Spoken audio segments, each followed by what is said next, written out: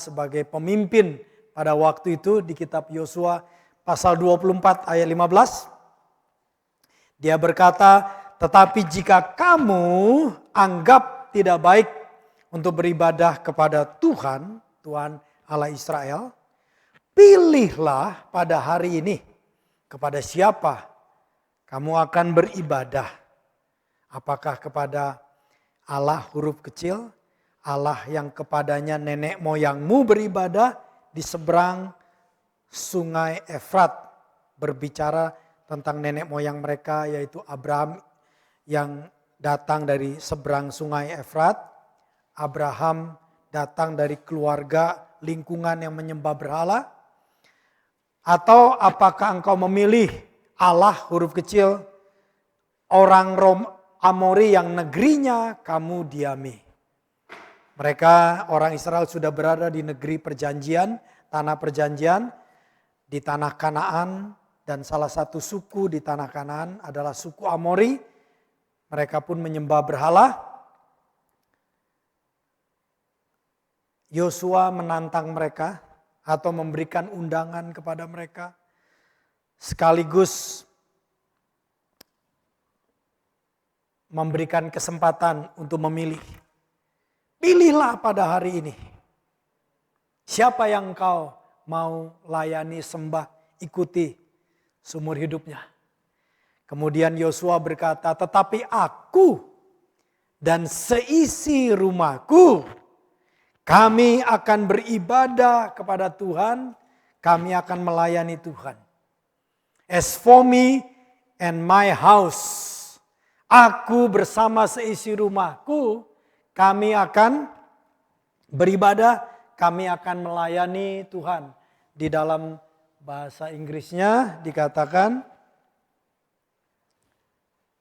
but as for me and my household, we will serve the Lord.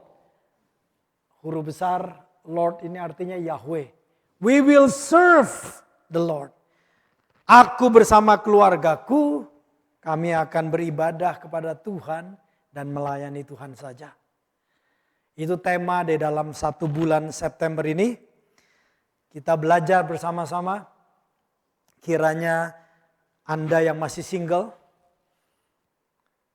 belajar untuk menyembah, beribadah kepada Tuhan dengan sungguh-sungguh, bahkan melayani Tuhan. Apapun talenta Anda yang Tuhan berikan. Kenapa saudara? Sebab satu hari Anda juga bersama keluargamu, bukan cuma single pada waktu itu. Anda bersama istri, suami, anak-anak Anda, Anda berkata, me and my household, as for me and my household. Aku bersama dengan keluargaku, kami akan beribadah kepada Tuhan dan melayani Tuhan. Kalau Anda tidak belajar waktu single, tidak belajar melayani, saya ragukan. Nanti Anda berkeluarga pun, Anda ogah melayani bersama keluargamu. Haleluya, belajar. Kita belajar beribadah, belajar melayani. Sebab satu hari kita harus membuat pilihan. Bukan cuma sendirian, tetapi kita memilih bersama keluarga kita. As for me and my house. Aku bersama seisi rumahku. Kami akan beribadah dan melayani Tuhan.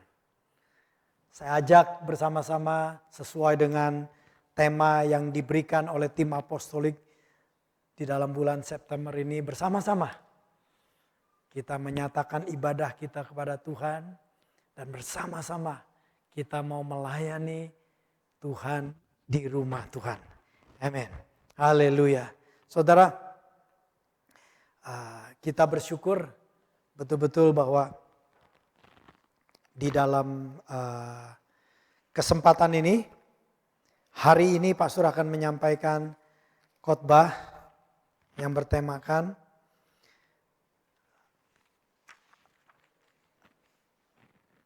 choosing to be a mediator. Memilih menjadi seorang mediator. Ya. Kalau dari keterangan yang pastor dapatkan, menjadi mediator itu artinya, atau bahasa Indonesianya pengantara. Mediator atau pengantara artinya orang yang berusaha membuat orang-orang yang terlibat konflik mencapai kesepakatan. Dunia ini penuh dengan konflik. Dari konflik yang besar, sekarang ini belum selesai. Di Ukraina terus saudara, dan ini akibatnya sampai konflik ekonomi, konflik politik, konflik berkelanjutan di mana-mana. Plus kita tahu sekarang ini sudah dengan COVID juga penuh dengan konflik. Ya. Tuhan mengajak kita menjadi mediator, pengantara. Berusaha membuat orang-orang di sekitar yang terlibat konflik itu mencapai kesepakatan supaya mereka hidup dalam damai, supaya mereka dipulihkan, supaya mereka kembali ke jalan yang benar. Bahkan sekarang ini konflik-konflik yang besar itu selama beberapa tahun ini, khususnya dari 3 tahun ya, COVID itu. Kan ada istilah yang terkenal sekarang ini, mental health. Anda kan dengar ya di ini ya, kalau bahasa Indonesianya problem mental. Kalau bahasa Inggrisnya mental health. Sekarang ini di mana-mana ya. Kenapa ada mental health? Karena terjadi konflik di dalam kehidupannya, di dalam dirinya. Kita mau menjadi mediator, pengantara. Sehingga orang-orang di sekitar kita ini boleh mencapai kesepakatan damai, dipulihkan, kembali ke jalan yang benar. Kata mediator atau pengantara, kalau di dalam bahasa Alkitab di Matius, nanti Anda baca di rumah di Matius, itu ada perkataan pasal 5 ayat 9, Yesus berkata, Matius pasal 5 ayat 9, berbahagialah atau diberkatilah mereka yang membawa damai, sebab mereka akan disebut anak-anak Allah. Kalau bahasa Inggrisnya, blessed be the peacemaker. Peacemaker, for they shall be called son or children of God. Jadi orang-orang yang membawa mediator, yang membawa peacemaker, menjadi pengantara, membawa damai, itu orang-orang yang mengalami berkat dari Tuhan. Di tengah-tengah keadaan dunia ini, ketika kita mau taat kepada Dia, mengikuti panggilan Dia, maka pemeliharaan Tuhan tetap ada. Haleluya. Be a mediator, atau kalau di dalam bahasa Matius, di dalam pasal 5 tadi, be a peacemaker. Ya. Nah sebelumnya, Pastor akan memberikan satu kesaksian, cerita kesaksian yang saya dapatkan dari Jakarta juga. Kesaksian ini bagaimana kehidupan seorang mantan pecandu narkoba yang hidupnya diubahkan dan menjadi berkat bagi banyak orang.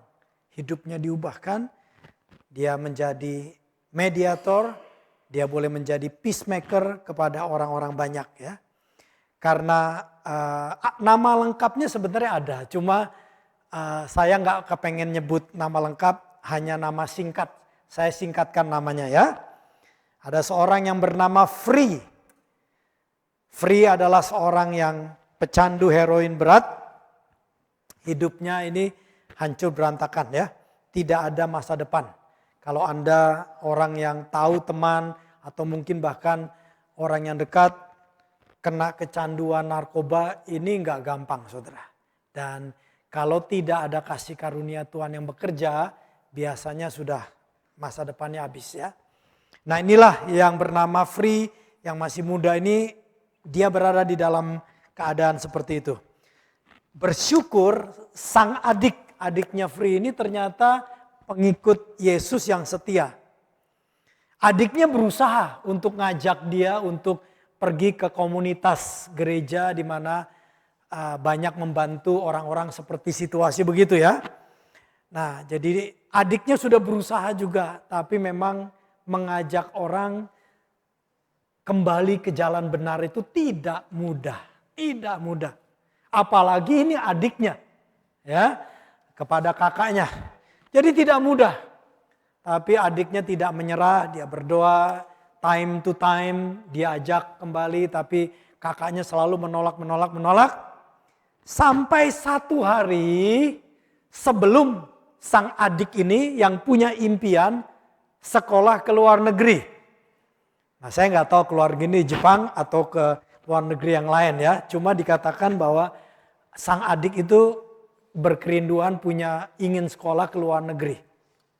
Satu hari sebelum adiknya berangkat ke luar negeri, dicoba lagi sama sang adik, ngomong sama kakaknya, "Kak, please, ya ini besok gue mau berangkat. Tolong ya kak, ikut yuk ke komunitas saya. Ya, saya ingin kakak bisa kenal dengan teman-teman." Nah, saya nggak tahu apa yang terjadi. Sang kakak pada hari terakhir sebelum besoknya adiknya berangkat, akhirnya mau juga. Akhirnya pada hari itu kakaknya pergi ke komunitas Kristen dan diperkenalkan dengan seorang yang saya singkat namanya juga, saya sebut Rio. Dikenalkan dengan yang bernama Rio, ya. Dan Rio ini dari mulai sejak itu kan adiknya berangkat ke luar negeri, Rio berkenalan dengan Free. Akhirnya Rio menjadi sahabatnya Free dan Rio ini mulai cerita tentang Tuhan Yesus dan satu hari Free ini terima Tuhan. Dan akhirnya Free betul-betul menjadi freedom from narkoba. Ya. Free betul-betul dibebaskan dari ikatan narkoba karena beriman pada Tuhan Yesus Kristus. Dan bahkan hidupnya demikian rupa menjadi seorang yang membawa berkat bagi banyak orang, terutama teman-teman atau orang-orang yang berasal dari latar belakang yang sama pecandu narkoba itu. Jadi seorang mediator adalah orang yang memperkenalkan Kristus kepada sekelilingnya. Bisa dengan cara mengabarkan Injil seperti yang saya singkat namanya Rio. Dia mengabarkan Injil kepada Free. Bisa juga menjadi mediator. Seorang mediator yang memperkenalkan Kristus dengan cara seperti adik daripada Free. Dia mungkin tidak bisa mengkhotbahkan kakaknya, tetapi dia bisa mengajak. Jadi bagi Anda yang di sini terkadang kita ingat terus tahu-tahu kita ingin ajak seseorang ke rumah Tuhan, Anda sedang melakukan bagianmu sebagai mediator. Ya.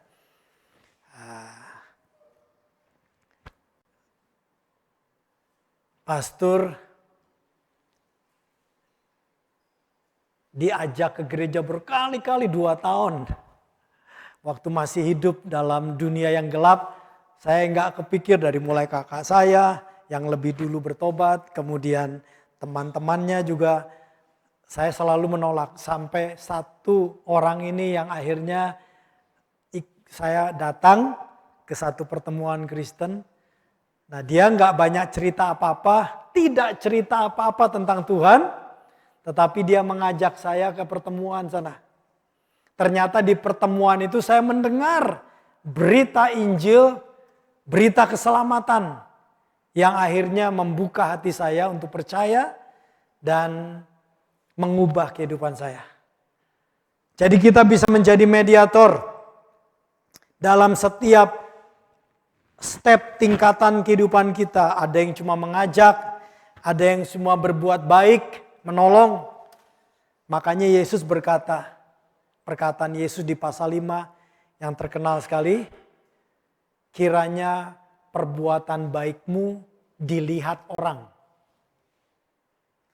Nah, masalahnya orang suka berbuat baik supaya ada koneksi. Orang berbuat baik supaya nanti kalau gua susah ditolong.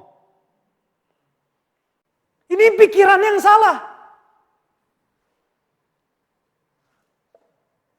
Yesus berkata, Kiranya perbuatan baik kita ini dilihat orang. Is okay Anda berbuat baik dan dilihat orang. Tetapi jangan punya motif, nanti ya gua tolong lu, makanya jangan lupa lu sama gua ya. Anda lebih baik dilupakan sama orang itu yang pernah Anda tolong, tapi Anda selalu diingat oleh Tuhan. Ada amin? Karena pertolongan manusia itu bisa mengecewakan juga. Jangan pernah berbuat baik karena sekedar koneksi. Jangan saudara, berbuat baiklah dengan tulus. Seperti perkataan Yesus, kiranya perbuatan baikmu dilihat orang, supaya mereka memuliakan Bapakmu yang di sorga. Haleluya. Jadi ketika Anda berbuat baik, sebenarnya kesempatan Anda jadi seorang mediator. Kesempatan memperkenalkan Bapa yang mulia yang gak terlihat dengan mata. Tapi lewat perbuatan baikmu ternyata bisa dilihat oleh mereka-mereka itu. Wow saudara. Jadi kalau ada kesempatan menolong orang, jangan dilewatkan.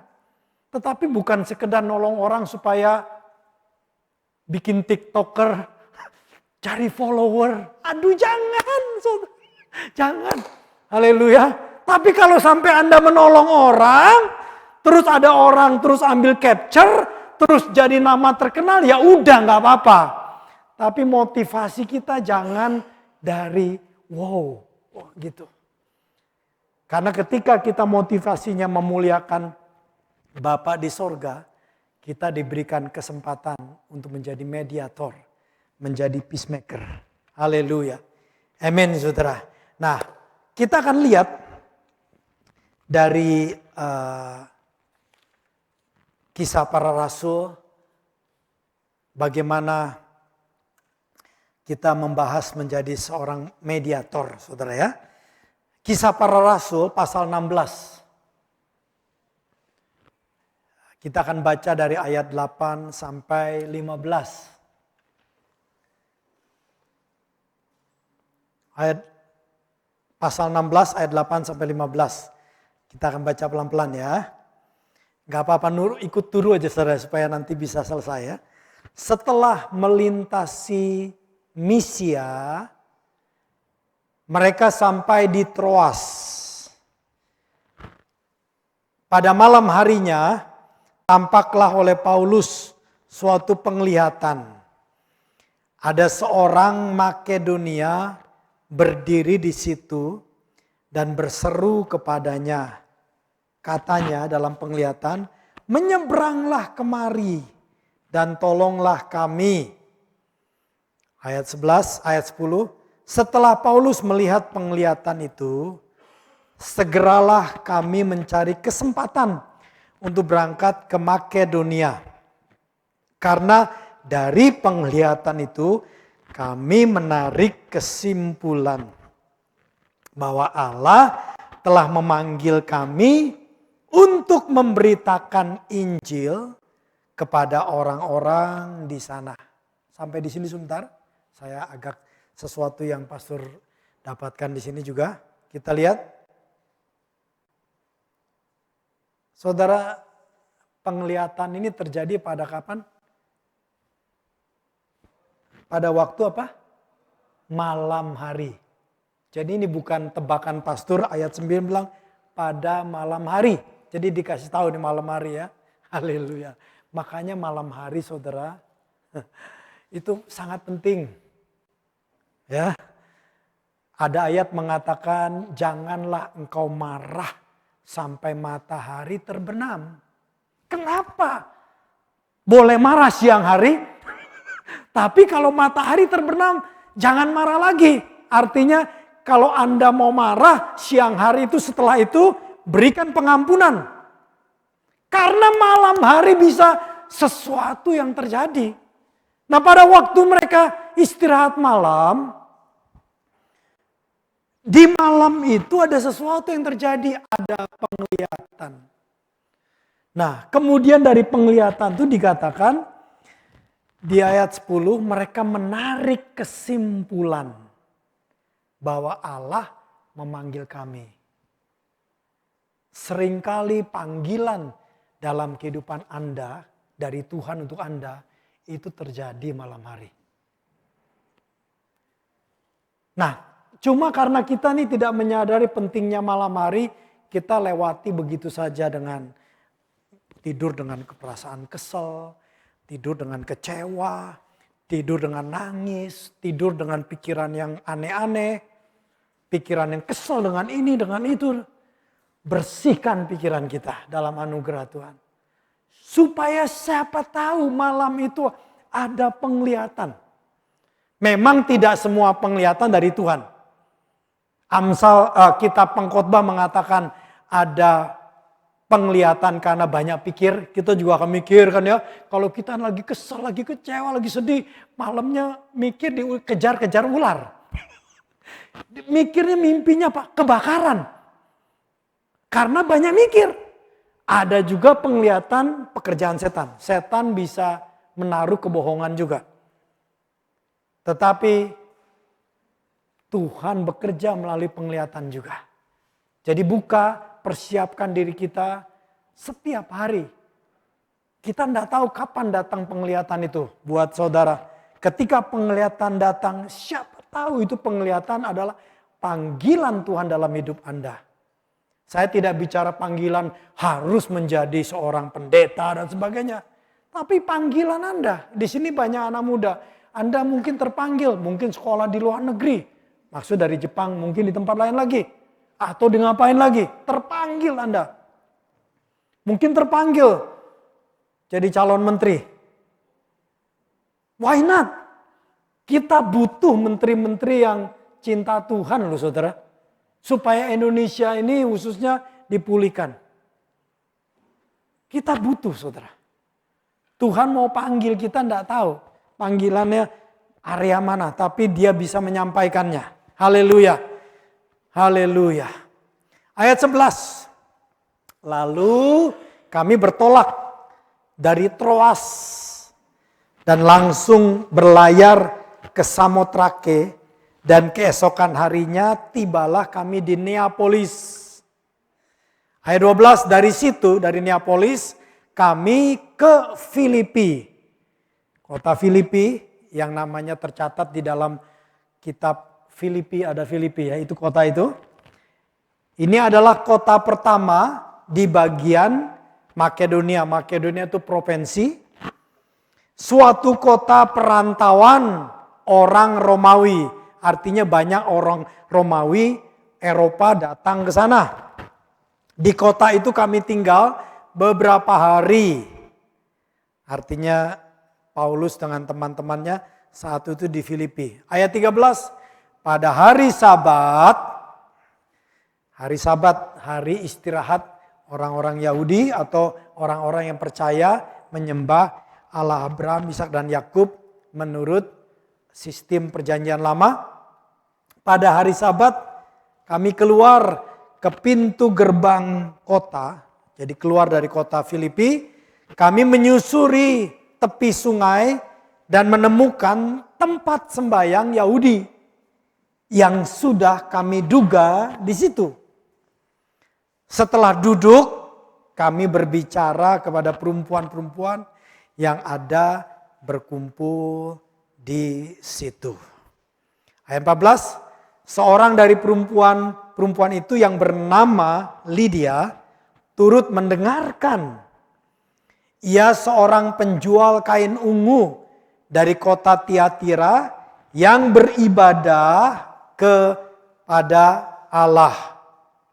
Tuhan membuka hatinya sehingga ia memperhatikan apa yang dikatakan oleh Paulus. Sesudah ia dibaptis, bersama-sama dengan seisi rumahnya, ia mengajak kami, katanya, jika kamu berpendapat bahwa aku sungguh-sungguh percaya kepada Tuhan, marilah menumpang di rumahku. Ia, Lydia, mendesak sampai kami, Rasul Paulus dan timnya menerimanya. Menerima tawaran itu menumpang di rumah Lydia. Ya. Nah, saudara, di pasal 16 ini adalah salah satu bagian dalam perjalanan Paulus di dalam perjalanan misi yang kedua. Kalau Anda membaca di Kisah Para Rasul, pasal 15, 16, 17, dan 18, pertengahan 18, itu berbicara perjalanan misi Paulus yang kedua. Jadi ini yang kedua kali misinya ya. Kalau kita lihat ada peta, bisa lihat peta ya. Bisa di off ini ya. Thank you. Langsung di off dulu aja, nggak apa-apa bro. Ya, kita lihat ya. Jadi ini pusat daripada pelayanan Rasul Paulus. Ya, dia berpusat di Antiok. Kemudian dia melakukan perjalanan lewat jalan darat. Karena ini yang kedua kali dia jalan darat ke Tarsus, ke Derbe, Ikonium, balik lagi ke Listra, ke Antiok. Ini ke Antiok Pisidia ya, beda ya Antiok ini dan Antiok sini ya. Ini Antiok Syria, ini Antiok Pisidia. Nah, kemudian dari situ dikatakan dia sampai kemana? Ke Troas, daerah Misia di sini. Mereka pergi ke Troas.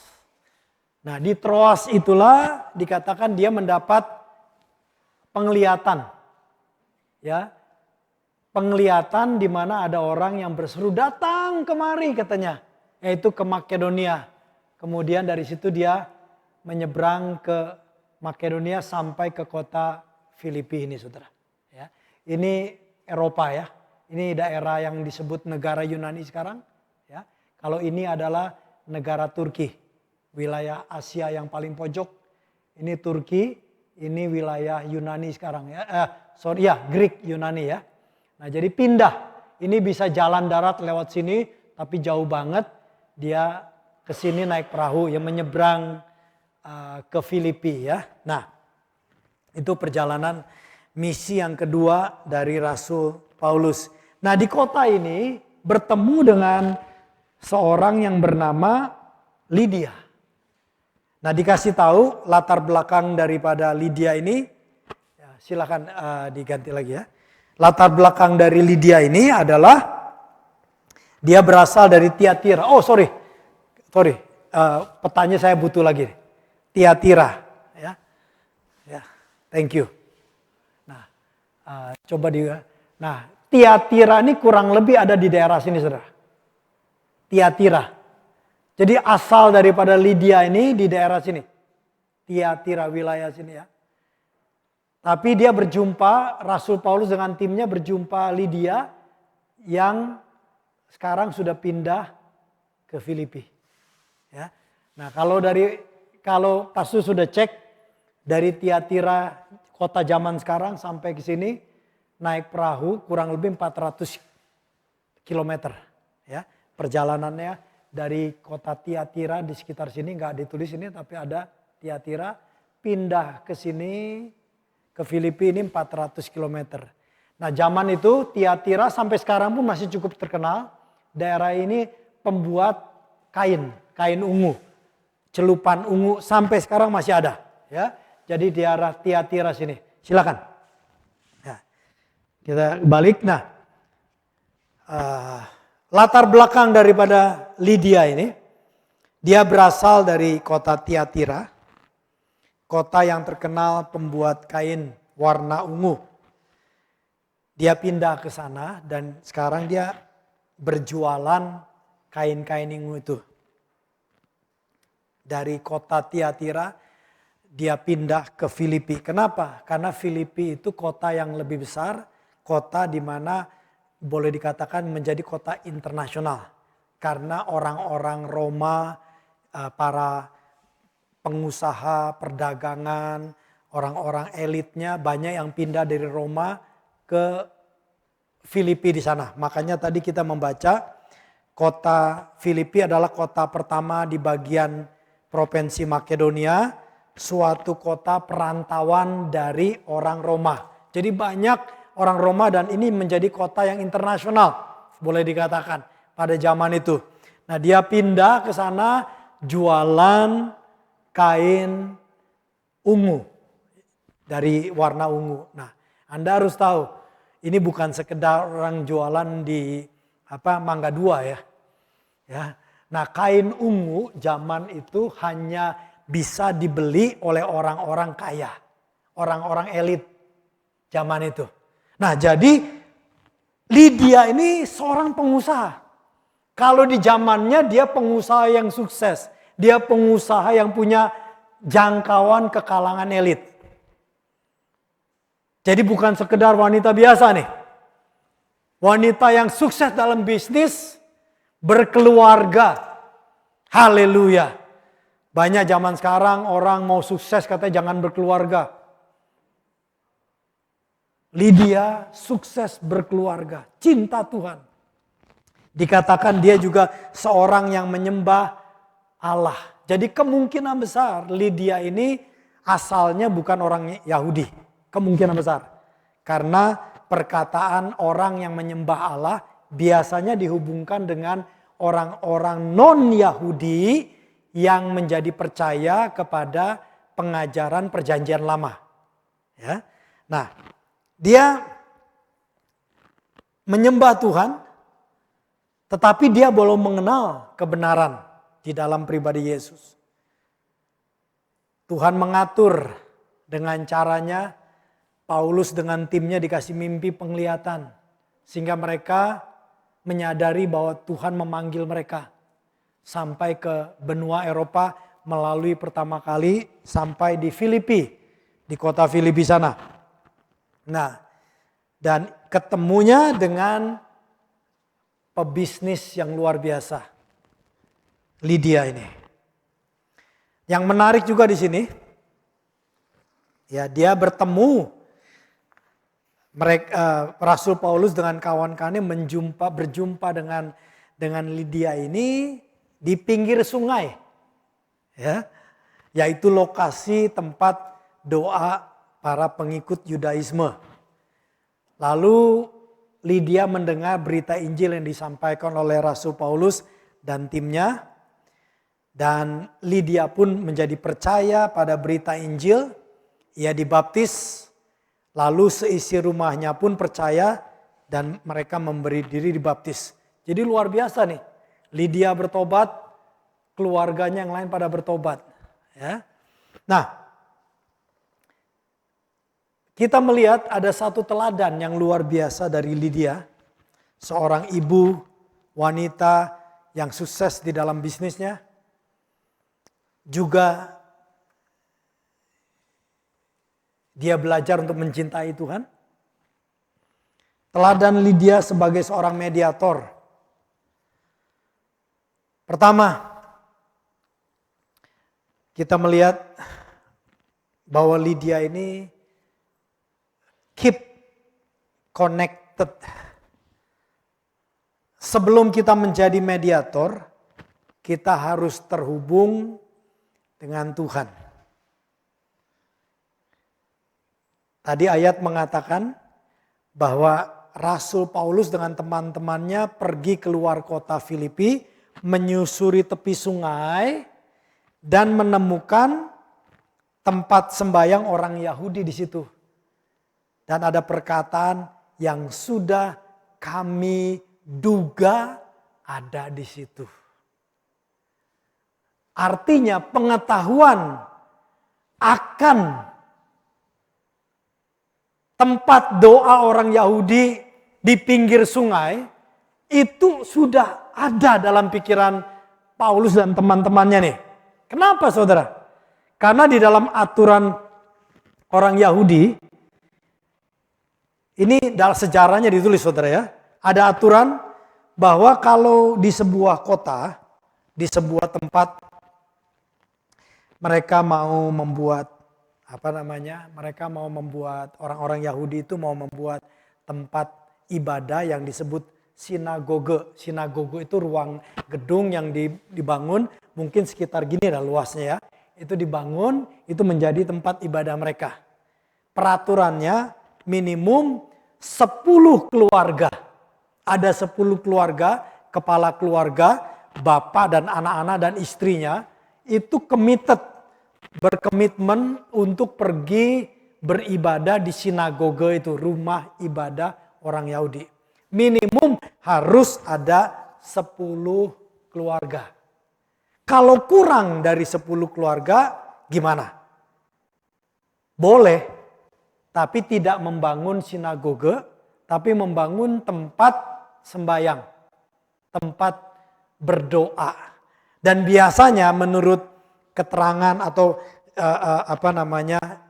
pemberitahuan dari orang-orang Yahudi, mereka membangunnya di ruangan terbuka, di tepi sungai atau di tepi laut. Makanya pengetahuan ini orang-orang Paulus dengan teman-temannya, mereka keluar kota dari Filipi dan cari itu. Di sungai, mereka pinggir sungai mereka jalan dan mereka ketemu di situ. Karena mereka sudah duga. Dan di tempat terbuka ada tempat doa. Dan disitulah mereka bertemu dengan salah satu perempuan yang ikut di situ adalah Lydia. Lydia sedang beribadah kepada Allah menurut aturan perjanjian lama. Dia berbicara. Jadi kita melihat bahwa Lydia ini orang yang terkonek dengan Tuhan. Walaupun sebatas dia cuma tahu Tuhan di perjanjian lama. Dia tidak tahu pada waktu itu Tuhan yang berjanji dalam perjanjian lama yang menyatakan akan datang juru selamat Yesus Kristus, itu dia belum tahu. Sampai kedatangan daripada Paulus dan temannya yang mengabarkan cerita. Dia terkonek dengan Tuhan lewat persekutuan doa. Jadi penting ya, kalau ada kegiatan doa by the grace of God, seharusnya kecuali memang Anda tidak bisa, sakitlah atau betul-betul kerja atau ada urusan yang betul-betul tidak bisa. Kalau enggak, by the grace of God, ikutlah doa. Karena Anda sedang mempersiapkan diri terkonek dengan Tuhan. Karena kita enggak tahu pada waktu berdoa mungkin datang firman Tuhan, datang sesuatu yang menjamah. Lydia mana pikir waktu dia datang hari Sabat itu dia pergi di pinggir sungai sama teman-teman yang lain, ketemu di pinggir sungai itu dia berdoa sesuai dengan pengarahan dari pengajaran Yudaisme, berkumpul di pinggir sungai karena tidak lebih dari 10 keluarga yang berkumpul ya. Jadi mereka nggak cukup untuk membangun gedung, aturannya tidak boleh. Jadi mereka bolehnya di pinggir sungai atau di pinggir laut. Mereka bikin persekutuan doa. Ternyata di persekutuan doa itu Tuhan bicara. Nah, banyak dari umat Tuhan zaman sekarang tidak mendapat kesempatan yang Tuhan sediakan bagi mereka di dalam pertemuan doa. Karena mereka nggak berdoa. Be connected with God. Menjadi media. Karena kita nggak tahu nih. Lydia nggak tahu, dia datang aja saudara. Pokoknya dia datang ke pertemuan doa. Justru di pertemuan doa itu dia mendapatkan satu pengarahan yang luar biasa. Luar biasa pengarahannya. Yaitu keselamatan dari Tuhan. Datang. Menjamah hidupnya. Dia pengusaha sukses. Luar biasa, dia pindah dari Tiatira sampai ke Filipi 400 km ke sana. Tadinya cuma bertujuan sekedar menjadi penjual kain berwarna ungu yang di kalangan elit, jualan begitu saja. Tetapi Tuhan menjamahnya sedemikian rupa, saudara. Tahukah saudara bahwa dari Lydia dan keluarganya inilah pelayanan pendirian gereja Filipi dimulai. Di rumah daripada Lydia ini. Karena dia terkonek dengan Tuhan. Haleluya. Dia mempersiapkan diri untuk terkonek dengan Tuhan. Nah, saudara, doa itu enggak. Ya, mungkin orang kebaktian masih banyak. Tetapi kepersekutuan doa enggak gampang. Biasanya persekutuan doa itu dianggap yaitu kumpulan-kumpulan yang inilah para ibu-ibu dan sebagainya. Ya. Saya berharap rekan-rekan nangkap, jangan tunggu Anda sudah jadi ibu-ibu mulai doa.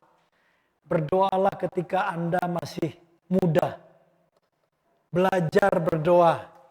Belajar ikut berdoa. Di sini kita sebelum ibadah itu ada persekutuan doa. Hari Selasa kita ada persekutuan doa lewat Zoom. Saudara, ini pastor mau dorong nih, sekaligus mau negor dengan senyum. Karena apa saudara? Ketika berdoa itu you never know. Kita ini nggak tahu waktu kita datang perdoaan doa, mungkin ada perkataan sesuatu dari Tuhan yang mengubah kita, saudara. Belajar betul-betul. Di mana ada kesempatan ikut berdoa, berdoalah. Ya, ini dulu kita doa sebulan sekali. Dulu ya, berapa tahun yang lalu, tengah malam dari jam 11 sampai jam 5 pagi. Masih beberapa yang lama masih pernah ngalamin tuh.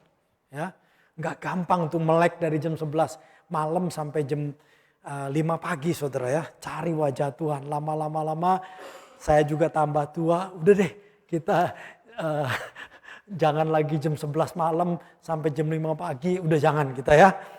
Kita robah lah. Kita robah supaya doanya lebih banyak orang ikut sebelum ibadah. Sebelum ibadah pun ternyata nggak nambah juga tuh. Terus kita pikir gimana pas COVID. Haleluya. COVID kan ada tuh. Kita harus doa. Ya udah kita doa lewat Zoom hari Selasa. Ternyata dari 130 jemaat kita bergabung bersama-sama Warai, Tokyo dengan Gunma. Paling yang datang mungkin 10 sampai 15 orang di webinar. Ternyata mengajak doa itu tidak mudah. Dulu alasannya, waduh pastor jam 11 malam sampai jam 5 gua nggak tahan. Oke. Kita robah. Ya. Saya berharap mulai minggu depan lebih banyak yang datang. Amin. Terus kita bikin lagi kesempatan lewat Zoom. Saya dorong rekan-rekan ambil kesempatan. Karena Anda tidak tahu kapan waktunya datang petunjuk Tuhan. Bagi Lydia, dia tidak ada planning mendengar petunjuk Tuhan. Tapi dia datang ke persekutuan doa di pinggir sungai. Dan apa yang terjadi? Tuhan memberikan satu anugerah. Keluarganya diselamatkan. Dia dan keluarga diselamatkan. Dan melalui kehidupan Lydia itu terbentuklah gereja, perintisan gereja di Filipi. Yang kedua, kita keep an open heart untuk menjadi seorang mediator, juga punya hati yang selalu terbuka. Alkitab mengatakan disebut Lydia sebagai orang yang beribadah kepada Allah. Dan Tuhan membuka hatinya. Kiranya ketika Anda beribadah kepada Tuhan, juga termasuk ibadah hari Minggu, Anda izinkan Tuhan membuka hatimu. Haleluya. Jangan sampai kita ke gereja tapi hatinya tertutup. Kita mau beribadah tapi juga mau hati kita terbuka. Tuhan tidak bisa paksa. Ingat, Tuhan itu tidak main paksa. Tuhan selalu gentleman.